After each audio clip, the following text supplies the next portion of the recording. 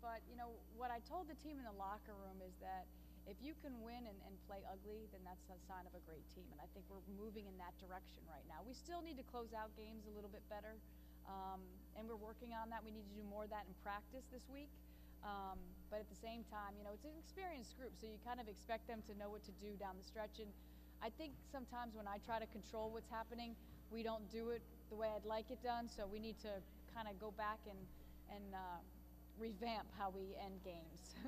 The way they play zone is a little bit different than the norm. They short X from the top or from the wing down to the back, and it caused a little bit of problems for us. I just think that we tried to pass the ball around the perimeter too much and didn't look inside at all and didn't get inside-out touches. And if you don't do that, you're a little bit easier to defend. So I think once we started to get some inside-out things and just post-ups and penetration, things started to open up for us. You know, we made a huge mistake of telling them that they were ranked third in the country in assist-to-turnover ratio. Well, that's not the case anymore.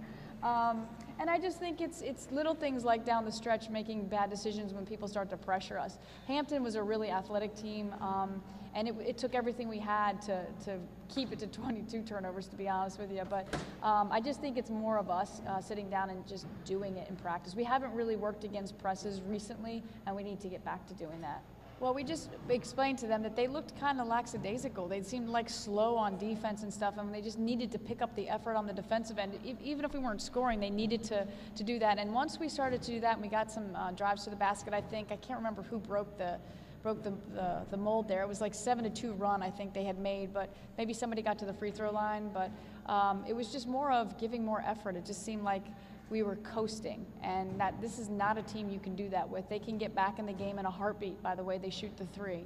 So we kind of got on their case a little bit in the huddle. I think what we've been focusing on, and I kind of went a little crazy on them in the locker room at Fordham. This is a few games ago because they didn't do the tendencies of the players correctly. And so we have really, really worked in practice on being able to close out on a kid that can shoot and know which way they like to go and force them the opposite way. So I think that's what you see when you see the numbers, is that they really, for the most part, I can't say it was for 40 minutes, but for most part of the game, they did a great job guarding their tendencies, and I think that's why you have those numbers. I just kind of try to take what the defense gives us and our team. It's not, our offense just lets whoever is open and whoever can read their player get shots. It's not really about, you know, for me. I think a key thing for us is getting to the line. If we get to the line, it kind of breaks that momentum that they're building up.